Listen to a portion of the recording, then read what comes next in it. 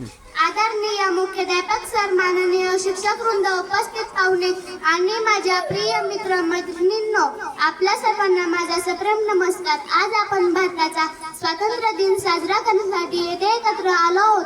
15 August 1947 हा दिवस केवळ कॅलेंडरवरील एक दिवस नाही, तो लाखो स्वातंत्र्य सैनिकांचा त्याग, बलिदान आणि अदम्य जिद्दीचे प्रतीक आहे. आपल्याला मिळालेलं स्वातंत्र्य सहज मिळालेलं नाही. अनेकांनी आपल्या आयुष्याच्या सुखाची आणि कुटुंबाची पावना करता भारत मातेच्या स्वातंत्र्यासाठी संघर्ष केला. त्याच्या बलिदानामुळेच आज आपण मुक्त आकाशाखाली अभिमानाने श्वास घेत आहोत. तिरंगा हा फक्त ध्वज नाही, तिरंगा हा फक्त ध्वज नाही, तो प्रत्येक भारतीयाचा स्वाभिमानाचा श्वास आहे. तो प्रत्येक भारतीयाचा स्वाभिमानाचा श्वास आहे.